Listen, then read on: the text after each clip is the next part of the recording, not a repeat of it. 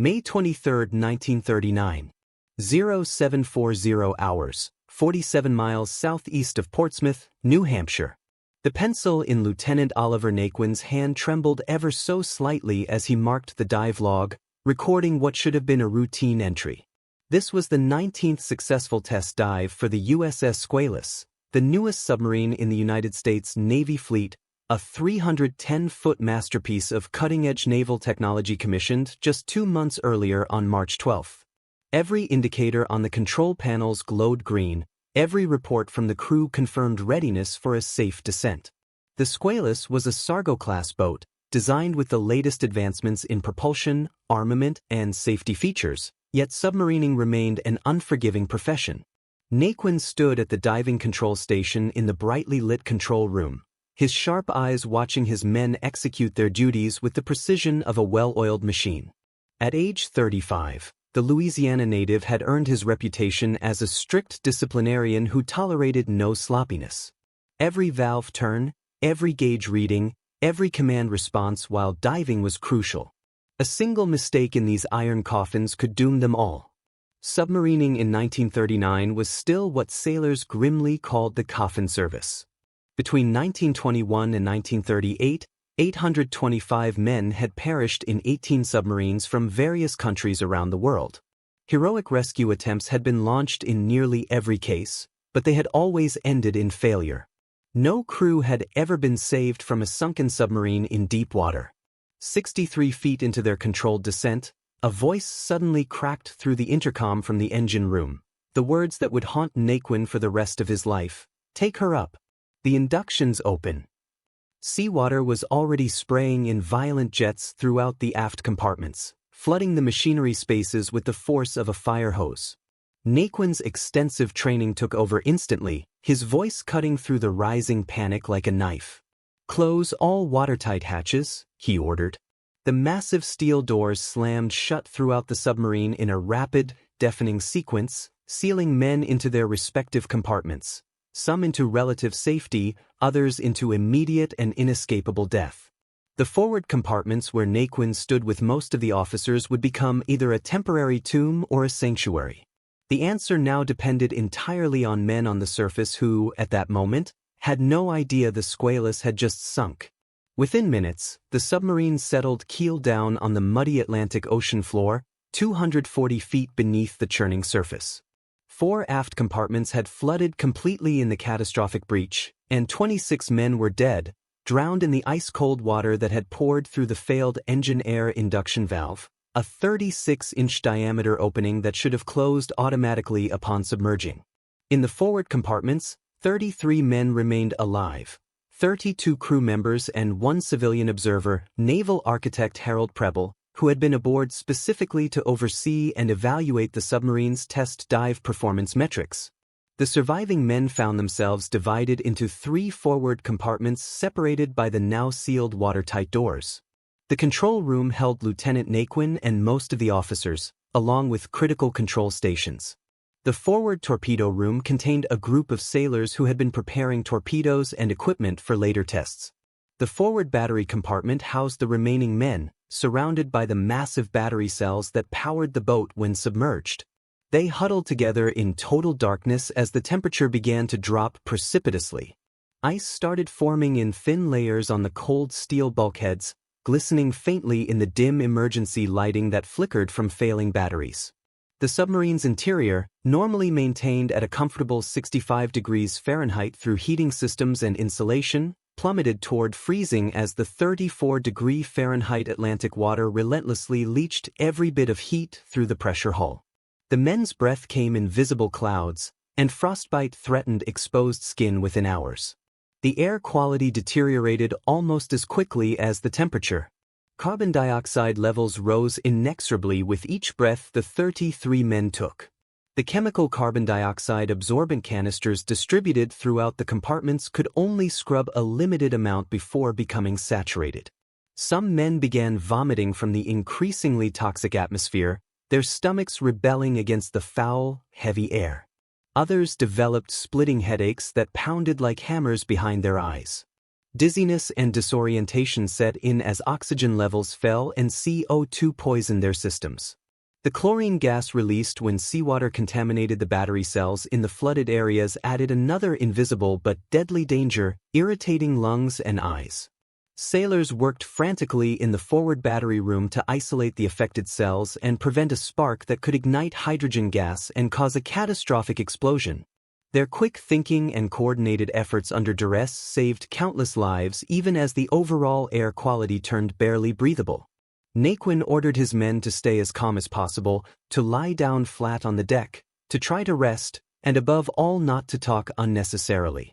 They needed to preserve their physical strength and conserve the limited oxygen supply.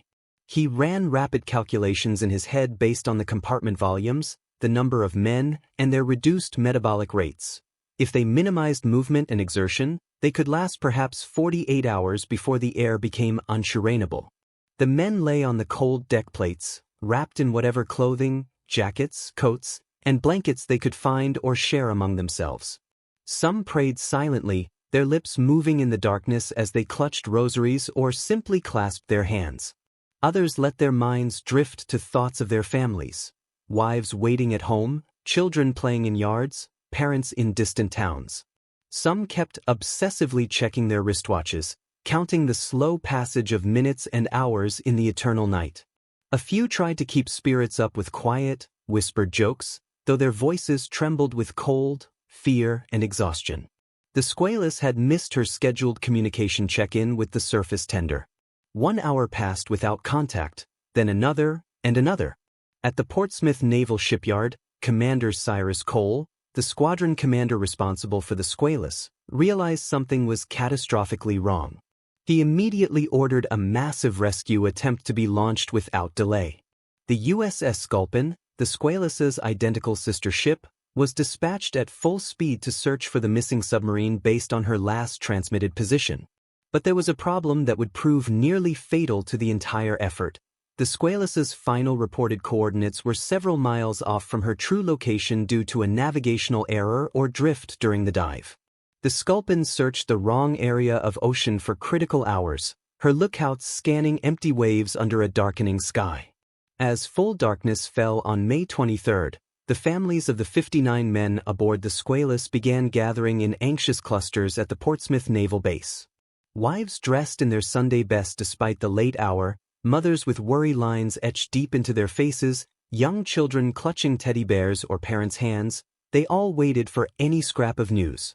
The women stood together in small groups, trying to comfort each other with hugs and shared tears, while helping to organize pots of coffee, sandwiches, and blankets for the growing crowd of relatives and well-wishers.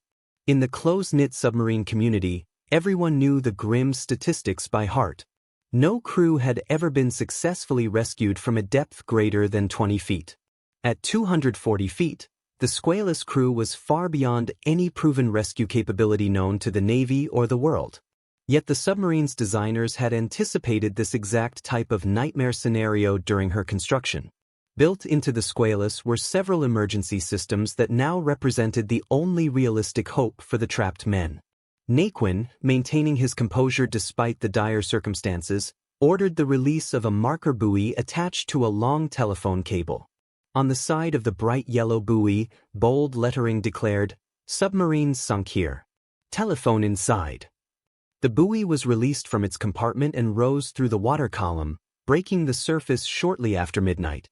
At 0400 hours on May 24, the Sculpin's vigilant lookout spotted faint smoke signals on the distant horizon, flares fired by another ship investigating anomalies. Then they found the buoy itself, bobbing persistently in the increasingly choppy Atlantic waters. Inside the waterproof compartment was the telephone that rang directly to a connection point inside the submarine. Lieutenant John Nichols of the Squalus grabbed the receiver as soon as it rang and quickly conveyed their dire situation to the voice on the other end. 33 men alive in the forward compartments, 26 dead in the aft sections that had flooded instantly, lying on the bottom at 240 feet, with air running out rapidly. He then went to fetch Lieutenant Naquin from where he lay conserving energy. Naquin took the phone and greeted the Sculpin's captain with a voice that remained remarkably steady despite everything. reporting calmly on their status and needs, but he had only a few precious seconds to speak before the telephone cable snapped with a sharp, final crack, cutting off communication once again. The trapped men were plunged back into isolation in their iron tomb. Yet something absolutely critical had changed in those brief moments of contact. The Navy now knew exactly where the Squalus lay on the seabed. They knew there were men still alive down there, and they knew they had less than 48 hours to accomplish what had never been done before in human history: rescue submariners from 240 feet beneath the ocean surface. 200 miles to the south, in a modest office at the Washington Navy Yard, a telephone rang in the early morning darkness. It was the call that would come to define the legacy of Lieutenant Commander Charles Bowers Momsen. The officer who answered to the nickname Swede had spent more than a decade of his life preparing for exactly this kind of moment, a moment he had prayed would never arrive but knew in his bones was inevitable given the inherent dangers of submarine operations. Momsen had graduated from the United States Naval Academy in 1919, finishing a year early because of the acceleration of classes during World War I. His path to submarine service began in 1921 when he entered the rigorous submarine school in New London, Connecticut. Within just 2 years, he had earned his first command, the submarine S-15, a small but capable boat that taught him the intimate realities of undersea warfare. September 25, 1925, changed everything for Momsen and set him on a lifelong crusade. The USS S-51, a sister ship to Momsen's own S-1, collided with the steam freighter city of Rome near Block Island and sank rapidly in 130 feet of water. Momsen was ordered to take his submarine to the scene to search for the crippled vessel. He arrived quickly and found the telltale oil slick marking the spot where the S-51 had gone down. But in an era without sonar or advanced underwater detection, there was simply no way to locate the submarine precisely on the featureless bottom or to reach the trapped men inside. All 33 crew members of the S-51 died slowly over the following days as their air ran out and the cold claimed them. Momsen stood on the deck of his own boat, staring helplessly at the oily patch of water, knowing that his friends and fellow submariners were dying agonizing deaths just a few hundred feet below him, and there was absolutely nothing he could do. That profound feeling of helplessness sparked an obsession that would consume his off-duty hours for years to come. He began working tirelessly on rescue equipment designs. His first major invention was a one-man breathing device, an oblong rubber bag that allowed a submariner to recycle his exhaled air by using soda-lime chemicals to remove carbon dioxide. The press enthusiastically received the device and quickly dubbed it the Momsen lung. Between June 1929 and September 1932, Momsen personally tested the lung in increasingly deep dives, pushing it to a maximum depth of 200 feet to prove its viability. The Navy recognized his dedication and innovation by awarding him the Distinguished Service Medal in 1929.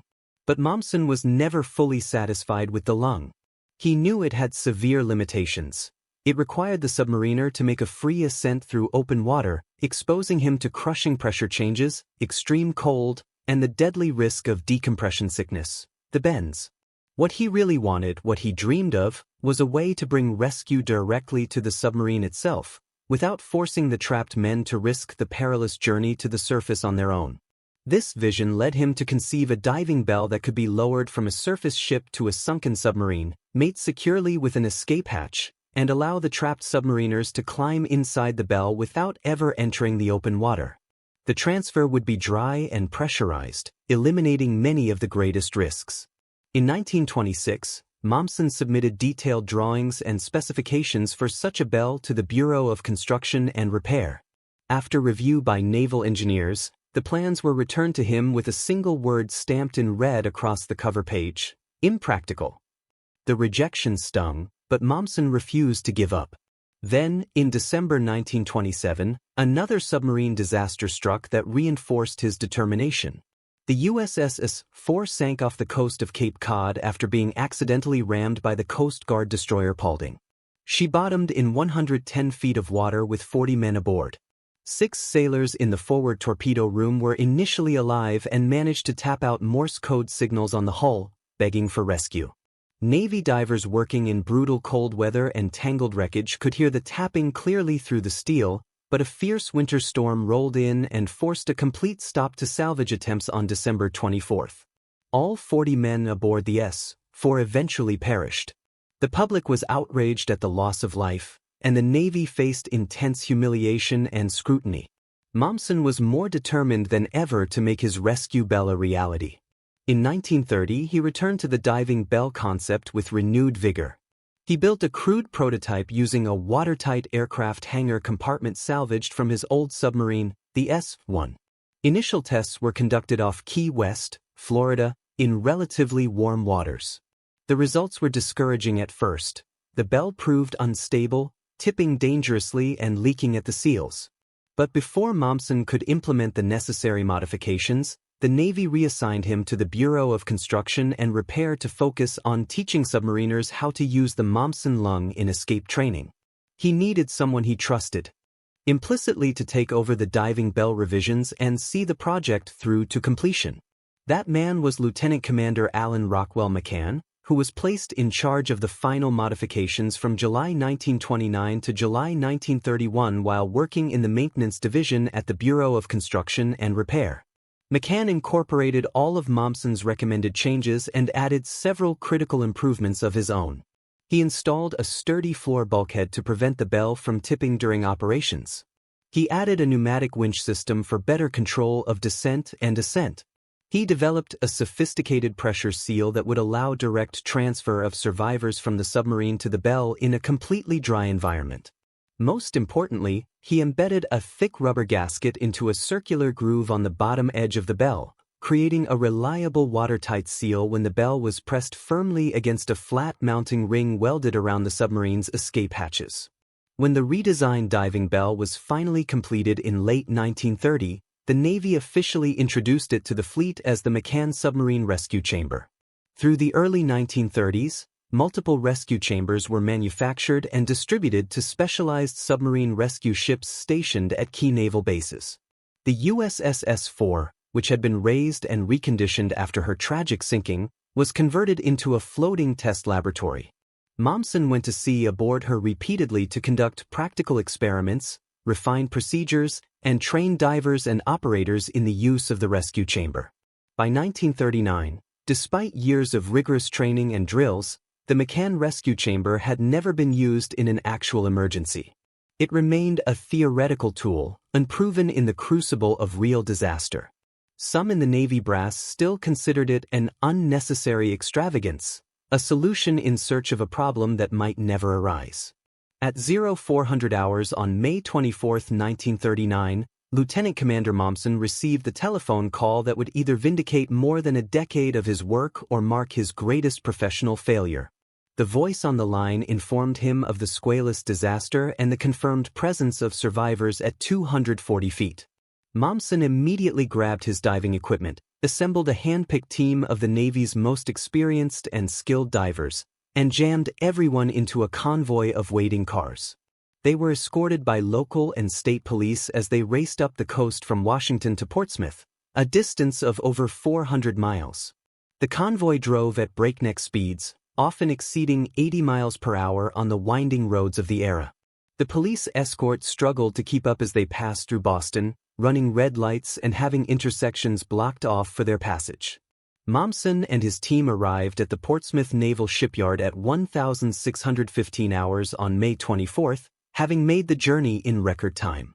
But the question that hung heavy in the salt air was whether they had arrived in time to save the 33 men trapped beneath the Atlantic.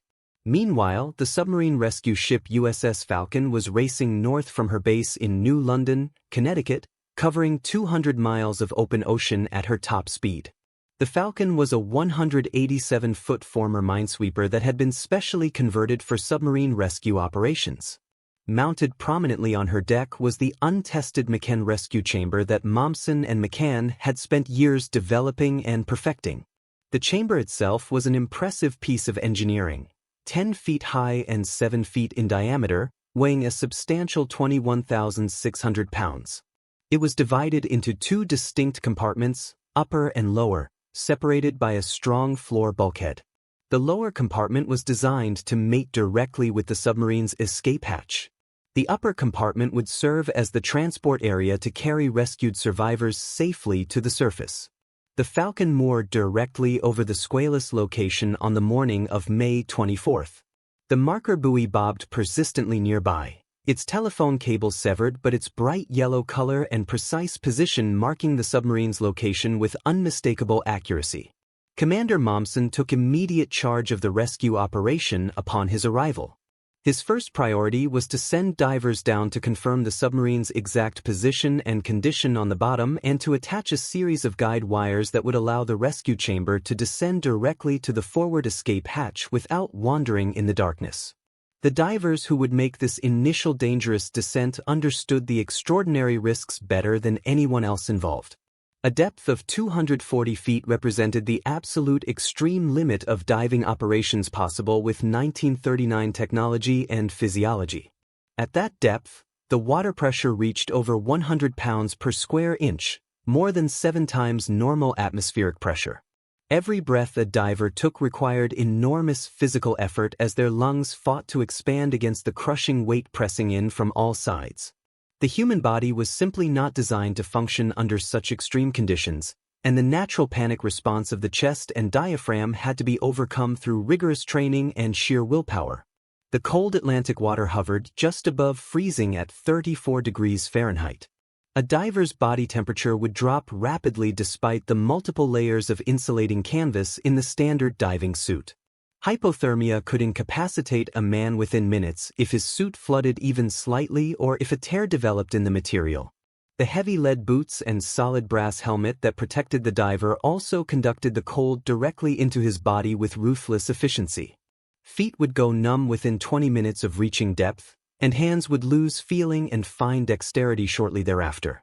Simple tasks like tying knots or securing cables became nearly impossible as fingers stiffened into useless claws. But the most insidious and unpredictable danger was nitrogen narcosis, known to divers as the rapture of the deep. At extreme depths, the nitrogen in the compressed air mixture dissolved into the diver's blood and brain tissue, producing effects remarkably similar to alcohol intoxication or nitrous oxide. Judgment became severely impaired. Simple tasks that were second nature on the surface turned into impossibly complex puzzles. Some divers experienced intense euphoria and, in their impaired state, removed their helmets underwater, convinced they could breathe the seawater. Others suffered vivid hallucinations or sudden bouts of paranoia. Nitrogen narcosis typically began around 100 feet for most men. By 200 feet, it was usually severe. At 240 feet, divers operated in a thick, dreamlike state where thoughts moved through their minds like molasses and every action had to be planned and rehearsed in advance on the surface because in the moment of execution, the diver might completely forget what he was supposed to be doing. Momsen and his team had pioneered the use of helium-oxygen gas mixtures, heliox, to reduce the effects of nitrogen narcosis during deep dives. By replacing most of the nitrogen in the breathing mix with helium, divers could maintain significantly better mental clarity and judgment at depth. But even with this major innovation, 240 feet remained an extraordinarily dangerous frontier where the margin for error was razor-thin. If a diver ascended too quickly without proper decompression stops, nitrogen bubbles would form in his blood and tissues like champagne fizz, causing the bends, officially decompression sickness. The pain was excruciating, joints locked up, blood vessels ruptured, paralysis set in, and death often followed swiftly. Divers were required to make carefully timed decompression stops at specific depths during their ascent, spending minutes or even hours at each stage to allow the excess nitrogen to safely leave their systems. But in an emergency situation, when air was running low, equipment was failing, or a companion was in distress, those stops might become impossible. The diver would then face a terrible choice: probable death from the bends or certain death from drowning or equipment failure. Visibility at 240 feet was measured in mere inches at best. The coastal waters off New Hampshire carried heavy loads of sediment, plankton, and organic matter that scattered and absorbed light completely. Even with the most powerful underwater lamps available, divers often had to work entirely by feel, their gloved hands groping in the inky blackness. They navigated by intuition, experience, and the critical guide ropes that connected them to the surface. The water current at depth could be surprisingly strong, capable of grabbing a fully suited diver and slamming him into the submarine's hull or tangling him in loose cables and debris. The massive steel hull of the Squalus loomed in the darkness like an underwater mountain. One wrong move, one moment of disorientation or panic, and a diver could become trapped beneath an overhang, pinned against the mud, or lost in the infinite black void of the Atlantic until his air supply ran out. The guide ropes were their literal lifelines. Without them, a diver could swim in endless circles, never finding the submarine again or the path back to the surface. Chief torpedoman Martin Sibitsky volunteered to make the first dive. He had trained for years in deep diving operations and was one of the most experienced men on the team, but he knew that training and the cold reality of a life-or-death rescue were vastly different experiences. If Sibitsky failed to attach the guide wires correctly and securely, the rescue chamber might not be able to mate properly with the submarine hatch. The entire rescue operation could fail, and 33 men would die slowly in the darkness below. The weight of that responsibility pressed on Sibitsky as heavily as the water pressure soon would on his body. He suited up methodically in the heavy canvas diving dress, the solid brass helmet, the lead-weighted boots, the air hoses, and the communication lines. Every piece of equipment was checked and rechecked multiple times by himself and his tenders. The helmet was lowered over his head and locked securely to the suit's collar ring. The faceplate was bolted shut. His breathing echoed loud and metallic in the enclosed space, a constant reminder of his isolation. At 1,100 hours, Sibitsky began his long descent into the black water, paying out his air and communication lines as he went. On the Squalus, the 33 survivors heard the first hollow clang of lead boots on the hull overhead. The sound reverberated through the steel like a dinner bell of hope. Weak but heartfelt cheers erupted in the control room and spread to the other compartments via voice pipes. Someone had found them. Someone was coming. Sibitsky worked in pitch darkness at the bottom, his hands already going numb from the cold as he located the forward escape hatch by feel. The hatch had been specially fitted during construction with a flat mounting ring welded around it, a modification that had been implemented across the entire submarine fleet specifically to accommodate the McCann rescue chamber. His movements were slow and deliberately mechanical. Each action had to be perfect the first time. He could feel the nitrogen narcosis beginning to affect him even through the heliox mix, a pleasant, floating sensation that he knew from training was dangerously deceptive. He forced himself to focus on the task, blocking out the euphoria. One guide cable attached, then another, then a third for redundancy. He tested each attachment by pulling with all his remaining strength to ensure it would hold the weight and strain of the rescue chamber. Finally satisfied that everything was secure, he signaled to the surface to be brought up. The ascent took significantly longer than the descent as he made the mandatory decompression stops at various depths, but he returned safely to the Falcon's deck without incident. The path to the escape hatch was now ready. At 1,130 hours, the McCann rescue chamber began its first operational descent in history. This was not a training exercise, not a controlled test in clear water. This was a real rescue with real lives depending on every single action taken by the men inside and on the surface. The chamber hung from a thick steel cable attached to a powerful winch aboard the Falcon. As it was lowered into the water, the two operators inside experienced the increasing external pressure that made their ears pop repeatedly and their breathing become more labored with every foot of descent. The chamber's thick steel walls groaned and creaked ominously under the mounting water pressure. At 240 feet, the water pushed against every square inch of the exterior with crushing force equivalent to over 100 pounds per square inch. The two men riding inside the chamber were torpedoman's mate John Mihailovsky and gunner's mate Walter Harmon. Both had trained extensively with the rescue chamber during drills and tests, but like Sibitsky, they faced the stark reality that no amount of training could fully prepare them for this moment. They were about to attempt something that had never been successfully accomplished in human history. If anything went wrong, if the chamber flooded, if it became stuck on the bottom, if the cables snapped, they would die along with the men they were desperately trying to save. They had brought with them supplies that the survivors below desperately needed: insulated containers of hot pea soup that were still steaming despite the cold, carefully wrapped sandwiches, bottles of milk, extra blankets and warm clothing, flashlights with fresh batteries, and basic medical supplies in case of injuries. These simple items represented far more than physical sustenance. They were tangible proof that the outside world had not forgotten the trapped men, that rescue was actually happening, that hope was real. The descent took nearly a full hour to complete safely.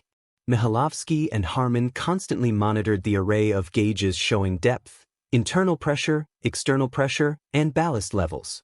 They maintained continuous telephone communication with the Falcon above through a dedicated line. Every few feet of descent, they made micro-adjustments to the chamber's buoyancy by either bleeding compressed air into the ballast tanks to increase buoyancy or taking on small amounts of seawater to increase weight. Too much positive buoyancy and the chamber might shoot uncontrollably toward the surface, potentially snapping the cable. Too much negative buoyancy and it might plunge straight into the seabed, damaging itself or the submarine. The operators needed to maintain near-perfect neutral buoyancy throughout the descent, allowing the winch cable to control the overall movement while they made precise corrections. The chamber had a complex ballast system that required constant attention and coordination between the two men. Water could be admitted into the tanks through valves to increase weight and sink faster. Compressed air could be blown into the tanks to expel water and create additional buoyancy. The operators had to calculate these adjustments with mathematical precision, based on the gauge readings and their feel for the chamber's behavior. As the chamber descended along the guide wires that Sibitsky had so carefully attached, the two operators could feel slight vibrations transmitted through the steel hull when the wires made contact with the guide eyes on the chamber skirt. This tactile feedback told them they were perfectly on course, descending directly toward the correct location on the submarine's hull. Without the guide wires, finding the submarine's forward escape hatch in the absolute darkness and near-zero visibility would have been completely impossible. At 240 feet, the chamber finally made gentle contact with the Squalus hull. The impact was soft but unmistakable, a muted thud as steel met steel after the long journey down. Inside the submarine, the trapped men felt the contact through the deck plates and cheered weakly, their voices hoarse from dehydration, cold, and the toxic air. The sound of the rescue chamber arriving gave them a surge of strength they thought they had lost hours ago. Mihailovsky and Harmon now faced the most critical and delicate phase of the entire operation. They needed to position the chamber precisely over the escape hatch. If they were even a few inches off center, the rubber gasket would not form a proper seal, and seawater would flood into both the chamber and the submarine the moment they attempted to open the hatches. The positioning process took a tense 20 minutes of careful adjustments using the pneumatic winch and small ballast shifts. Mihailovsky communicated constantly with supporting divers working outside the chamber who could confirm the alignment by feel in the darkness. The divers, operating at the same crushing depth, used their gloved hands to measure the gap between the chamber's bottom edge and the submarine's mounting ring, guiding the operators with specific instructions relayed through the telephone line. Finally, after what felt like an eternity, the divers confirmed perfect centering. The downhaul cable, a separate heavy line, was attached to a special bail welded directly over the submarine's hatch. A diver working entirely by feel in the blackness had to secure this cable from outside, a task that required immense skill and patience. Once attached, the cable could be winched tight from inside the chamber, pulling the rescue vessel down firmly against the flat mounting ring around the hatch. The operators began the winching process slowly and steadily. The chamber pressed downward with increasing force, compressing the thick rubber gasket on its bottom edge against the mounting ring. When they were satisfied with the pressure, they faced the true moment of truth. They needed to blow the seawater out of the lower compartment of the rescue chamber using compressed air. If the seal was not perfect, seawater would pour in through any gap as fast as they could pump it out, and the chamber would flood catastrophically. The rescue would fail and men would die. Mihailovsky opened the compressed air valve with deliberate calm. The sound of rushing air filled the chamber like a hurricane. They watched the water level gauges intently as the sea began draining from the lower compartment into the ballast tanks. 6 inches of water gone. 1 foot. 2 feet. The seal was holding perfectly. The chamber's internal pressure increased dramatically as they filled it with air, gradually equalizing with the pressure inside the Squalus below. This equalization was absolutely essential. If the pressures remained unequal, the hatches would be impossible to open. The differential would hold them shut as firmly as if they were welded in place. The gauges showed the pressure rising steadily, 40 pounds per square inch, 50, 60, finally matching the submarine's internal pressure. The pressurized air in the lower chamber was then carefully released into the upper compartment and vented to the surface through a dedicated hose until the chamber and submarine reached complete equilibrium. This venting process had to be done slowly and methodically to prevent sudden pressure changes that could cause barotrauma injuries to everyone inside both the chamber and the submarine. Only after complete pressure equalization was confirmed on all gauges could the hatches be safely opened without risk of explosive decompression or flooding. Mihalovsky reached down and unlatched the chamber's bottom hatch. It swung open freely on well-oiled hinges. He could see the submarine's own hatch just a few feet below him in the lower compartment.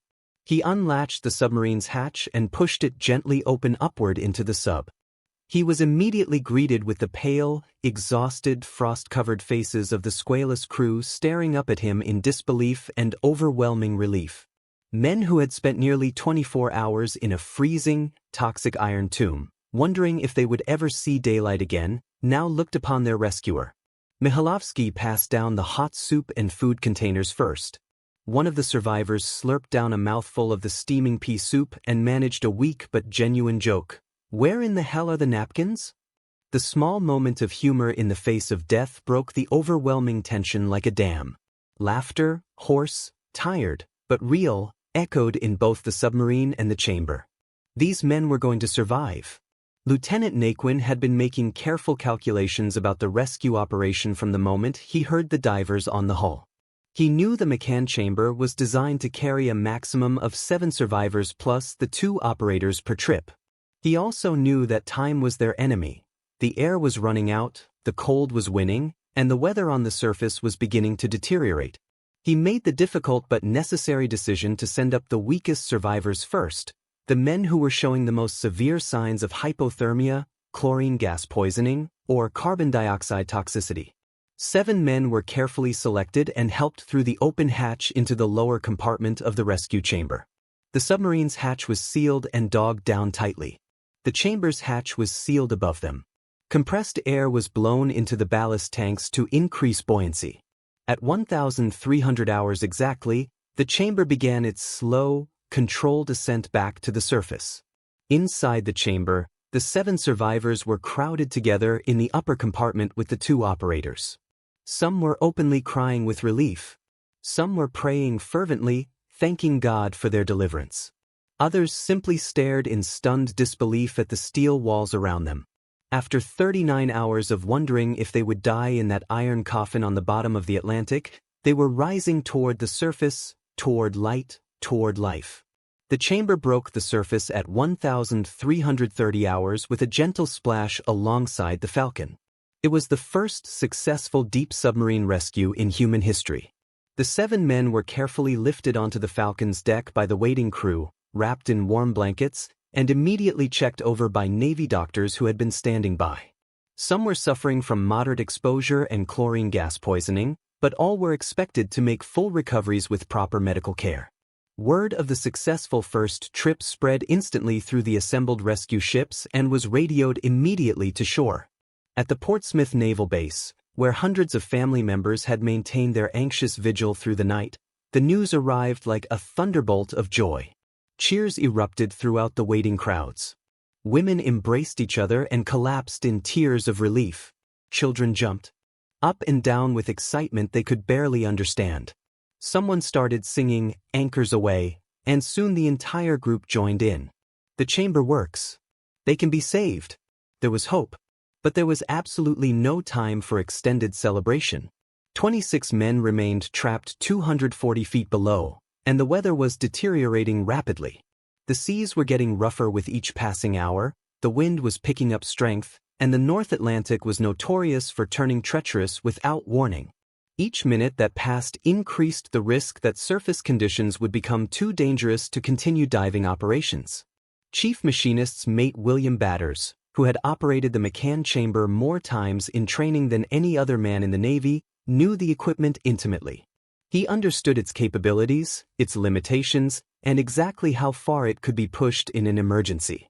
He also knew from the weather reports and the feel of the Falcon rolling in the swells that their operational window was closing fast. Batters made a command decision that may have saved numerous lives in the long run. Against the planned schedule of 7 survivors per trip, he brought up 8 men on the second ascent, pushing the chamber beyond its design capacity but judging that the equipment could handle the extra weight for the short duration of the trip. Lieutenant Commander Momsen watched the chamber rise to the surface and immediately noticed that it looked noticeably heavier in the water than the first trip. The winch cable was straining under the additional load.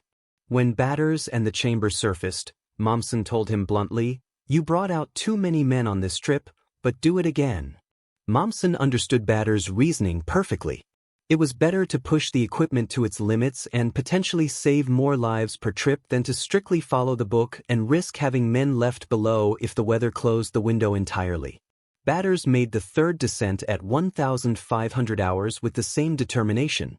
This time, 9 men climbed into the chamber, an even more serious overload that pushed the equipment to its absolute maximum. But the rescue chamber's robust construction held firm, and all 9 men plus the 2 operators rode safely to the surface. By 1,800 hours, after 3 successful trips, only 7 men remained in the Squalus. Lieutenant Naquin and 6 of his strongest crew members who had volunteered to be the last out. One more trip would complete the impossible rescue and bring every living man to safety. The 4th and final descent began at 1,841 hours. Everything proceeded normally at first. The chamber descended smoothly along the guide wires, made gentle contact with the hull, achieved a perfect seal, and the last 7 men climbed aboard without incident. Lieutenant Naquin, as the commanding officer, was the very last man to leave his submarine. He sealed the Squalus's hatch behind him with deliberate care, then took one final look around the control room where he had commanded the boat for the past 2 months, now a cold, dark, silent tomb for the 26 men who had died in the aft compartments. He climbed into the rescue chamber, the hatch was sealed above him, and the ascent began as before. Then, disaster struck without warning. The thick steel cable connecting the chamber to the Falcon's winch became hopelessly fouled in the winch mechanism on deck. Something had gone wrong with the drum or the gearing, perhaps a twist in the cable under the extreme load, perhaps metal fatigue from the repeated strains. The chamber stalled abruptly at approximately 100 feet below the surface, hanging suspended in the dark water like a pendulum. Inside, the 7 survivors and 2 chamber operators immediately realized they had stopped moving upward. The cable was twisted and kinked in multiple places. If it snapped completely under the strain, the chamber would plummet back to the bottom in seconds, and the sudden pressure change would crush it like an eggshell. Everyone inside would die instantly. On the Falcon's deck, Momsen and his team worked frantically in the gathering darkness and rising seas to diagnose and fix the problem. They could not risk simply pulling harder on the cable. It might break entirely and doom the men below. The only option seemed to be to lower the chamber back down to the submarine, somehow level the load on the bottom, and attempt to untangle or repair the fouled cable at depth. But night had already fallen. The seas were rough with whitecaps, and diving conditions were rapidly approaching the point of impossibility. Despite the dangers, 2 expert divers prepared to descend into the maelstrom. Chief Torpedoman Walter Squire volunteered to go first. He suited up quickly and descended through the black, turbulent water, fighting the strong current every foot of the way. Working by the faint glow of his underwater lamp, he found the fouled cable wrapped around itself in multiple loops, severely kinked and twisted.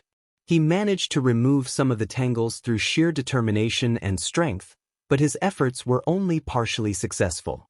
The violent movements he transmitted to the cable caused the suspended chamber to bounce and swing wildly across the Squalus hull far below.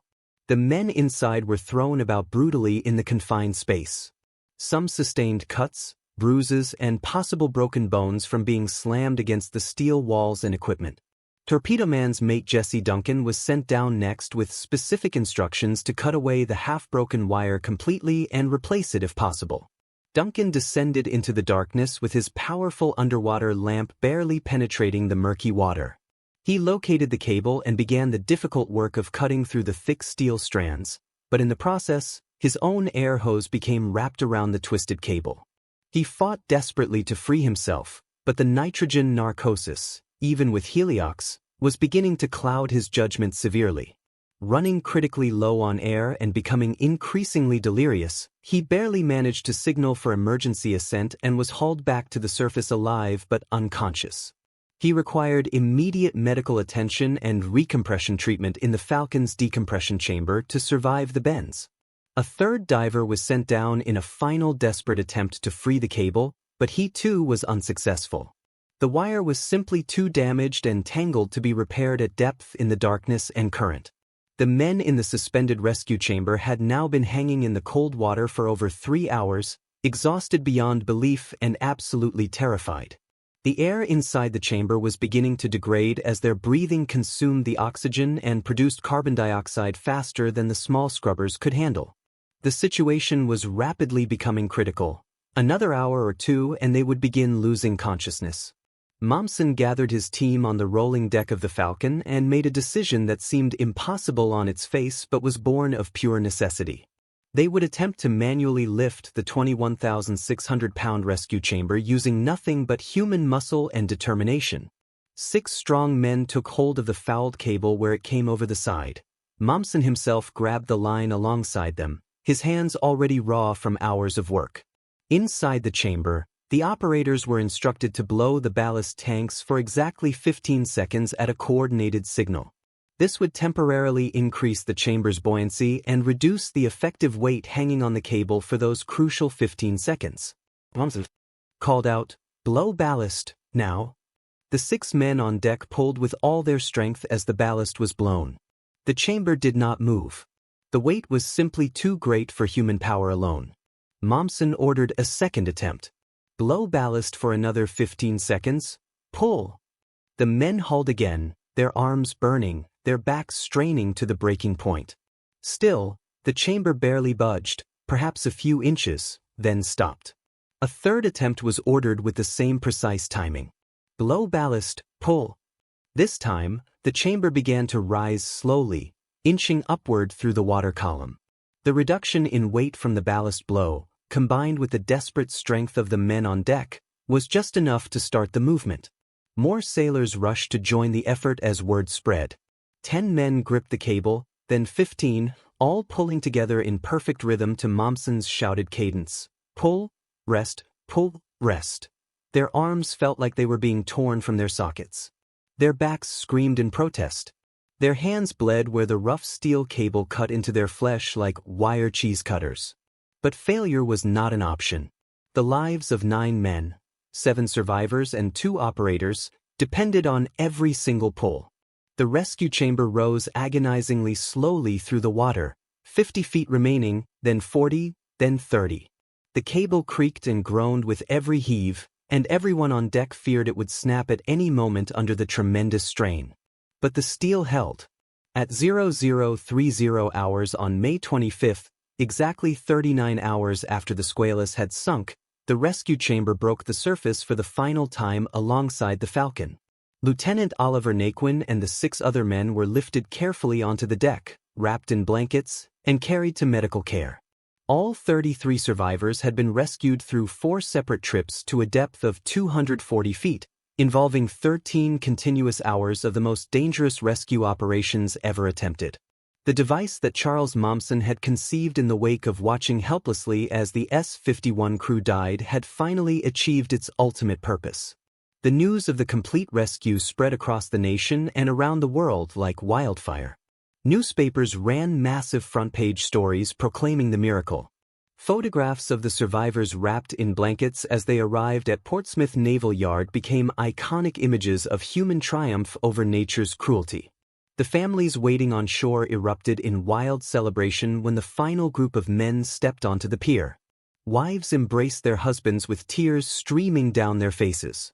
Children clung to their fathers' legs, unwilling to let go.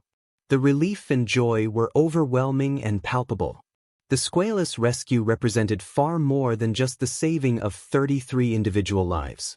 It completely shattered the fatalistic assumption that had dominated submarine service for decades, that any submarine disaster in deep water meant certain death for all aboard. For the first time in history, submariners had concrete, proven hope that rescue was possible even from depths previously considered utterly unreachable. The Navy moved immediately to expand the McCann Rescue Chamber program on a massive scale. Additional chambers were ordered into production and distributed to submarine rescue ships at every major naval base around the world. Training programs were intensified and expanded. Operational procedures were meticulously documented and refined based on the hard-won lessons learned during the Squalus operation, the importance of guide wires, the limits of chamber capacity, the absolute necessity of heliox mixes for deep diving. The men who had made the rescue possible were recognized for their extraordinary heroism with the highest honors the Navy could bestow. Chief Machinists Mate William Batters received the Medal of Honor for his critical decision to overload the chamber and bring up more men per trip than planned, as well as for his skilled operation of the equipment under rapidly deteriorating weather conditions. Chief Torpedoman's Mate John Mihalovsky received the Medal of Honor for making the first dangerous descent in the chamber and successfully establishing contact with the trapped crew, passing the first life-giving supplies. Chief Boatswain's Mate Orson Crandall received the Medal of Honor for his expert diving work attaching the initial guide cables under the most hazardous conditions imaginable. Chief Metalsmith James McDonald received the Medal of Honor for his repeated and incredibly dangerous dives attempting to free the fouled cable during the final ascent, risking his life multiple times in the darkness. 46 other divers, operators, and support personnel were awarded the Navy Cross for their essential roles in the operation. Commander Cyrus Cole received the Distinguished Service Medal for leading the overall rescue effort with exceptional skill and determination from the moment the Squalus was reported missing. Lieutenant Commander Charles Momsen received personal commendation from both the President of the United States and the Secretary of the Navy for his lifelong dedication to submarine rescue that had made the impossible possible. Alan Rockwell McCann, whose engineering modifications had transformed Momsen's original concept into a practical, working system, received long overdue recognition for his critical contributions. But the story of the Squalus was far from finished. 26 men remained entombed in the flooded aft compartments of the submarine, their bodies preserved in the cold water. The Navy made the decision to attempt something that seemed even more impossible than the rescue itself. They would raise the entire 1,500-ton submarine from the ocean floor and bring her back to the surface. The salvage operation would prove to be one of the most complex, dangerous, and technically innovative engineering projects ever undertaken by the Navy up to that point. It required 4 full months of continuous, around-the-clock effort by hundreds of men. Multiple teams of divers made hundreds of individual descents to 240 feet in brutal conditions that pushed human endurance to its limits. Several divers suffered severe cases of the bends during the operation, and some were left with permanent injuries, but the work never stopped. Momsen directed the salvage operations with the same determined precision and attention to detail he had brought to the rescue. The basic plan involved attaching multiple large steel lifting pontoons to strategic points along the submarine's hull. These pontoons, when flooded with water, would sink to the submarine's depth under their own weight. Once divers had secured them to the hull with heavy cables and chains, compressed air would be pumped into the pontoons from the surface, expelling the water and creating enormous buoyancy to lift the submarine. The work at depth was extraordinarily dangerous and physically punishing. Divers made repeated trips to attach cables, drill holes for the pontoon connections, cut away debris, and prepare the submarine for her upward journey. The calculations for buoyancy, weight distribution, and lifting forces were incredibly complex, requiring teams of naval engineers to work around the clock with slide rules and drafting tables.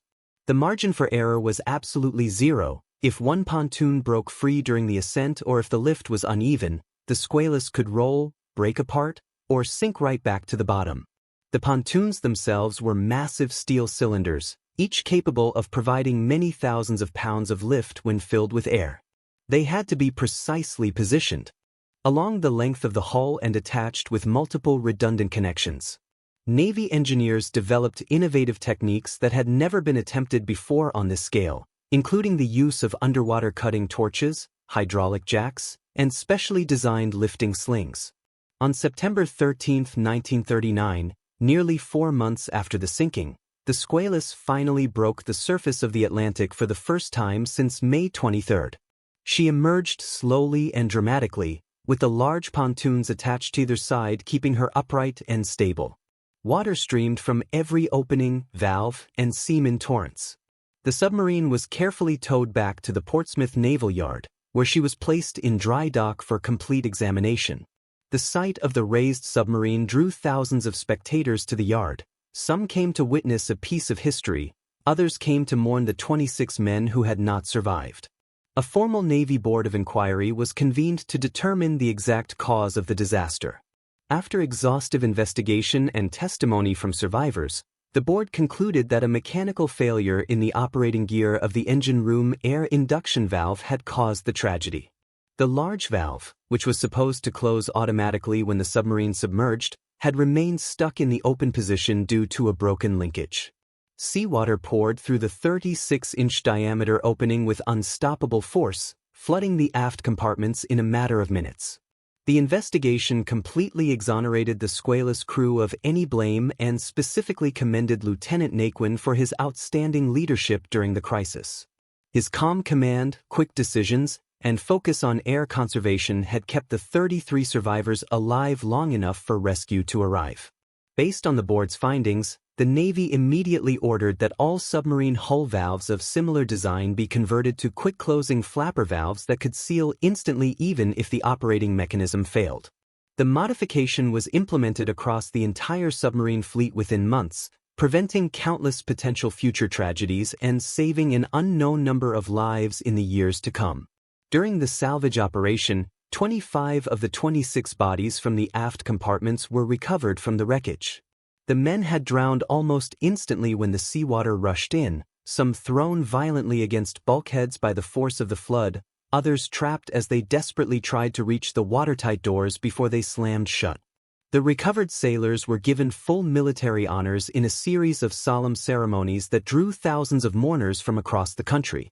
The funerals took place over several days as families traveled to Portsmouth to claim their loved ones. The cemetery in Kittery, Maine, just across the river from the Naval Yard, became the final resting place for these brave submariners. Their graves stand today in neat, solemn rows, a permanent reminder of the ultimate price paid in submarine service. The 26th victim apparently drifted out to sea when a hatch was opened during the salvage effort, and his body was never recovered despite extensive searches. The Squalus herself was extensively repaired and refitted with new equipment, updated safety systems, and the latest technology available. But she would never again bear the name associated with such tragedy. On February 9, 1940, the submarine was formally recommissioned with a new identity, USS Sailfish. The rechristened boat would go on to serve with great distinction throughout World War II. Under a succession of commanding officers, the Sailfish conducted 9 war patrols in the Pacific Theater, departing Portsmouth on January 16, 1941, for her new home port in the Philippines. When the Japanese attacked Pearl Harbor on December 7, 1941, and America entered the war, the Sailfish was one of the few submarines already in position to immediately engage enemy forces. Over the course of the war, she sank approximately 7 confirmed enemy vessels and damaged 8 others, contributing significantly to the Allied effort. Her most significant victory came on December 4, 1943, when she torpedoed and sank the Japanese aircraft carrier Chuyo in a night surface attack. The sinking carried a tragic irony that would not be known until after the war. The Chuyo was transporting American prisoners of war, including 21 survivors from the USS Squalus, the very ship that had searched for the Squalus and been present throughout her rescue. The Squalus had herself been sunk by Japanese depth charges on November 19, 1943, after a valiant fight. Only one of the Squalus survivors being transported on the Chuyo lived through both sinkings. For her wartime service, the Sailfish received 9 battle stars and a Presidential Unit Citation. Remarkably, some of the men who had been rescued from the Squalus volunteered to serve aboard the sailfish when she returned to duty, demonstrating extraordinary courage in returning to submarine service after their near-death experience. Their willingness to go back to sea showed not only their personal resilience but also their absolute faith in the improved safety measures that had been implemented fleet-wide as a direct result of the Squalus disaster. Lieutenant Oliver Naquin never commanded another submarine after the incident. The Navy's decision was not punitive in any way. The Board of Inquiry had fully exonerated him and praised his leadership. Rather, it reflected a recognition of the profound psychological toll the disaster had taken on him.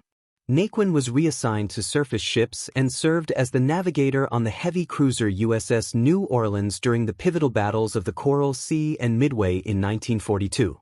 At the Battle of Tassafaronga on November 30, 1942, the New Orleans was struck by a Japanese torpedo that detonated her forward magazines and severed 150 feet of her bow completely.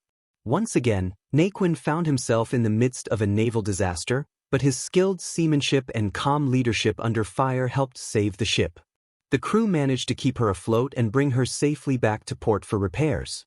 Naquin continued to rise through the ranks, eventually achieving Rear Admiral before retiring from the Navy in 1955 after a distinguished 34-year career. Oliver Naquin lived until 1989, passing away at the age of 85. Throughout his life, he consistently deflected praise for his role in the Squalus survival, instead giving full credit to his crew. In numerous interviews he said, "My officers and men acted instinctively and calmly. There were no expressions of fear and no complaints of the bitter cold. Never in my remaining life do I expect to witness so true an exemplification of comradeship and brotherly love." No fuller meaning could possibly be given the word shipmate than was reflected by their acts. Charles Momsen continued his already distinguished naval career through World War II and beyond. His expertise extended far beyond submarine rescue. During the early years of the war, American submarines experienced an alarming and frustrating number of torpedo failures, torpedoes that struck their target squarely but failed to explode. The problem was eventually traced to deep flaws in the Mark VI exploder mechanism of the Mark XIV torpedo. Momsen personally supervised exhaustive investigations and field testing that identified the multiple issues: magnetic influence exploders that detonated prematurely, contact exploders that failed to trigger on impact, and depth control problems that caused torpedoes to run too deep. His modifications, collectively referred to by torpedo men as the Pearl Harbor modification, dramatically improved reliability and effectiveness, turning the submarine force into the deadly weapon it needed to be. Momsen commanded Submarine Squadron 2 and later Submarine Squadron 4 during the war. In the fall of 1943, he developed and evolved a revolutionary new doctrine whereby submarines could be organized into coordinated attack groups, wolfpacks, capable of operating deep in enemy-controlled waters. He personally commanded the first American wolfpack, riding aboard the submarine Dorado into the East China Sea. The coordinated attacks sank 5 Japanese ships totaling over 38,000 tons and damaged 8 additional ships totaling 63,000 tons. For this action, Momsen received the Navy Cross. His final wartime assignment was as commander of the battleship USS South Dakota. Under his command, the mighty battleship supported the amphibious assaults on Iwo Jima and Okinawa, providing devastating naval gunfire support with her 16-inch guns against Japanese shore positions. Momsen rose to the rank of Vice Admiral before his retirement from the Navy on September 1, 1955. After 36 years of service. Charles Bowers Momsen died of cancer on May 25, 1967, at the Bay Pines Veterans Hospital in Florida. He was 70 years old. Fittingly, he passed away on the exact anniversary of the completion of the Squalus rescue, the achievement that had vindicated his life's work and saved 33 men from certain death. The Momsen lung, despite its limitations, saved its first lives in actual combat conditions in October 1944. The USS Tang was sunk in 180 feet of water in the East China Sea after being struck by her own circling torpedo that had malfunctioned. 13 submariners managed to use the Momsen lung to attempt a desperate escape from the flooded submarine. The ascent was absolutely harrowing. Each man had to equalize pressure in his ears and sinuses continuously, exhale constantly to prevent lung rupture from expanding air, and fight overwhelming panic as they rose through the dark, cold water. Of the 13 who attempted the escape, only 5 survived to be rescued by Japanese forces and taken prisoner. 3 others reached the surface alive but succumbed during the night to hypothermia and their injuries before rescue arrived. The remaining 5 perished during the ascent itself from various causes. Despite the heavy losses, the escape validated Momsen's original concept from 2 decades earlier. Without the Momsen lung, none would have had even a chance of survival. Modern submarine rescue systems are direct descendants of Momsen's groundbreaking innovations. Today's McCann-style rescue chambers can operate reliably at depths up to 850 feet. The pressurized rescue module systems developed in the 1990s can descend to 2,000 feet and carry up to 18 people at a time. These advanced systems incorporate all the lessons learned from the Squalus rescue and decades of subsequent refinement, but the fundamental principle remains exactly the same. A pressurized chamber mates with the submarine's escape hatch, allowing survivors to transfer to the rescue vehicle without ever entering the open water. Every submarine in the United States Navy is equipped with standardized rescue features that trace their lineage directly back to the modifications Momsen championed after the S-51 and S-4 disasters. Specialized escape trunks allow personnel to exit the submarine individually if necessary. Flat mounting rings are welded around all escape hatches to provide attachment points for rescue devices. Emergency communication systems include releasable marker buoys that can be deployed to mark the submarine's position on the surface and provide telephone contact with rescue forces. These systems, continually updated with new technology, have saved lives in multiple incidents since World War II. The technical innovations pioneered during the Squalus rescue operation extended far beyond just submarine rescue.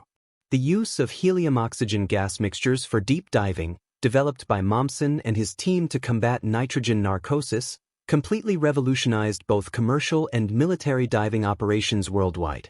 Nitrogen in traditional compressed air causes narcosis at depth, severely limiting how deep divers can work and for how long. Replacing nitrogen with helium eliminated this problem almost entirely, allowing for much greater clarity of thought and extended bottom times. Modern deep-sea diving, underwater construction, offshore oil platform maintenance, and scientific research all rely on heliox and similar mixed gas technologies that trace their practical origins back to the desperate needs of the Squalus rescue effort. The salvage techniques developed to raise the Squalus from 240 feet became the foundation for standard procedures in recovering sunken vessels of all types. The use of external lifting pontoons, carefully calculated and staged buoyancy adjustments, pressure equalization during lifting operations, and the integration of divers with surface support teams, all became textbook methods taught in naval salvage schools. These techniques have been applied successfully in countless salvage and recovery operations in the decades since the Squalus, from other sunken submarines to merchant ships, aircraft, and even space capsules. When vessels sink in deep water today, salvage teams around the world still use variations of the methods pioneered by the men who raised the Squalus. In 1985, on the 46th anniversary of the rescue, the surviving members of the Squalus crew held an emotional reunion in Portsmouth, New Hampshire. Over 20 former crew members attended, some bringing their children and grandchildren to the place where they had been saved from certain death. The reunion was both a celebration of life and a somber remembrance of sacrifice. They visited the cemetery in Kittery, Maine, where their 26 lost shipmates were buried. They stood together at the gravesites, old men now with white hair and walking canes, silently honoring the friends who had died in the flooded aft compartments so many years ago. They walked down to the shore of the Piscataqua River and looked out at the gray Atlantic waters that had nearly claimed their lives. Some wept openly. Others simply stood in quiet reflection, remembering the cold, the darkness, the fear, and the incredible relief of rescue. Alan Carl Bryson lived until December 1, 2008, passing away as the last surviving member of the rescued Squalus crew. He was 91 years old when he died, having lived 72 years longer than he would have without the McKen rescue chamber and the men who operated it. Throughout his long life, Bryson attended numerous reunions and spoke to naval groups, schools, and historical societies about the rescue. He always emphasized the same central message: the men who saved us were the real heroes. But the true hero of the entire story was Swede Momsen. He never gave up preparing for a disaster he hoped would never happen.